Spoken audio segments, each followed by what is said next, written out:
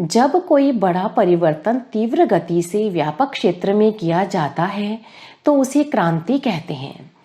इतिहास में अब तक जो क्रांतियां हुई हैं वे पृथ्वी के किसी एक भूखंड पर ही हुई हैं, किंतु अब जो क्रांति होने जा रही है उसका क्षेत्र पूरा विश्व है, इसलिए इसे महाक्रांति कहा गया है।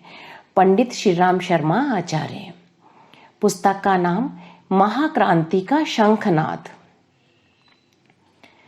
आज हमारी स्वार्थपरता ने हमें सत्यानाश के मार्ग पर चला दिया है। हम अनेक कठिनाइयों से घिरे हैं। हमारा चिंतन और आचरण निम्न स्तर का होता जा रहा है, परंतु यदि समय रहते इस गति को न थामा गया तो दुख के अलावा कुछ हाथ नहीं आने वाला है। हमारे सभी दुखों का कारण है हमारा निकृष्ट चिंतन।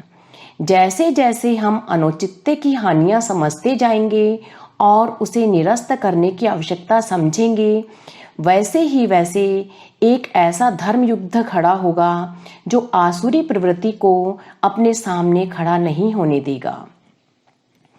महाकाल अपना आश्वासन तदात्मानं सृजाम्यहम् पूर्ण करने के लिए स्वयं एक प्रखर आंधी तूफान के रूप में अवतरित हो रहे हैं। यह युग परिवर्तन की आंधी हम सभी की मन स्थिति परिवर्तित कर देगी। बस एकला चलो रे के मंत्र के साथ हमें स्वयं को परिवर्तित करना है। हमारा परिवर्तन ही संपूर्ण रूप से युग परिवर्तित कर देगा। आत्मनिर्माण ही वह सीढ़ी है जो युग निर्माण का आधार है। इस सीढ़ी के द्वारा ही समाज निर्माण की उच्चतम स्थिति को पाया जा सकता है।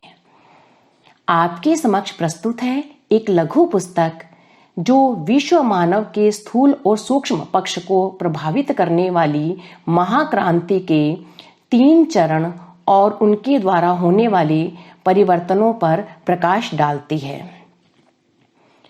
पुस्तक के कुछ अंश। जलता हुआ दीपक ही दूसरे दीपक को जला सकता है। जो दीपक स्वयं बुझा पड़ा है वह दूसरों को जला सकने में समर्थ नहीं हो सकता। हम आत्मनिर्माण में प्रवृत्त होकर ही समाज निर्माण का लक्ष्य पूरा कर सकेंगे।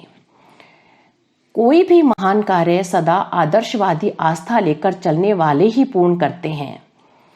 अध्यात्म का मानवीय प्रकृति का प्रथम सोपान है साहस। महापुरुषों का यह प्रधान सद्गुण है कि वे अपने जीवनोद्देश्य से कभी नहीं डिगे। सबसे बड़ा भाग्यशाली वह है जिसे भगवान के काम में हाथ बंटाने का अवसर मिले। इस युग की सबसे बड़ी शक्ति शास्त्र नहीं रहे, वरन उनका स्थान विचारों ने ले लिया है। किसी विचारधारा का परिणाम तभी प्राप्त हो सकता है जब वह कार्य रूप में परिणत हो।